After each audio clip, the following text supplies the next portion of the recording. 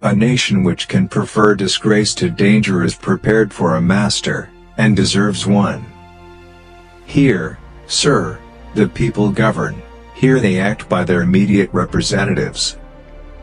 Vigor of government is essential to the security of liberty. If we must have an enemy at the head of government, let it be one whom we can oppose, and for whom we are not responsible. For in politics, as in religion, it is equally absurd to aim at making proselytes by fire and sword. Heresies in either can rarely be cured by persecution. The best we can hope for concerning the people at large is that they be properly armed. Men are reasoning rather than reasonable animals. Men are reasoning rather than reasonable animals. I have thought it my duty to exhibit things as they are, not as they ought to be. Who talks most about freedom and equality? Is it not those who hold the Bill of Rights in one hand and a whip for affrighted slaves in the other?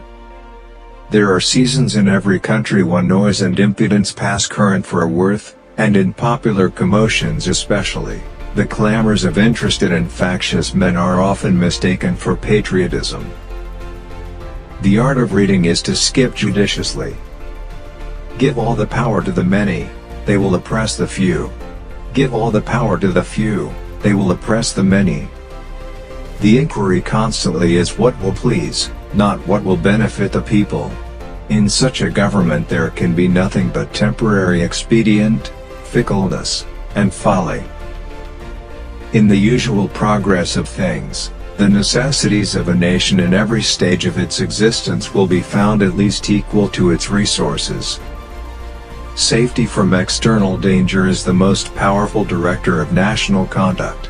Even the ardent love of liberty will, after a time, give way to its dictates. Men are rather reasoning than reasonable animals, for the most part governed by the impulse of passion.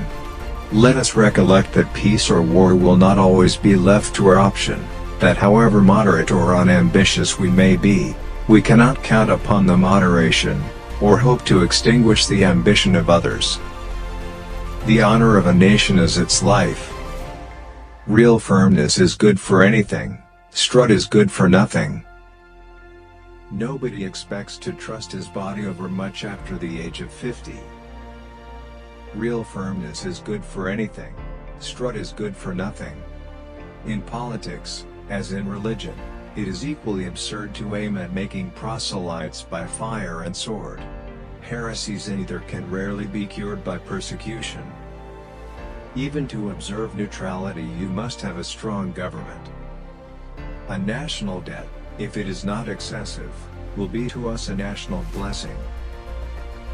Constitutions should consist only of general provisions. The reason is that they must necessarily be permanent, and that they cannot calculate for the possible change of things. Real liberty is neither found in despotism or the extremes of democracy, but in moderate governments.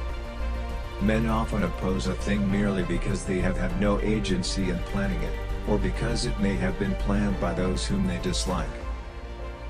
When the sword is once drawn, the passions of men observe no bounds of moderation.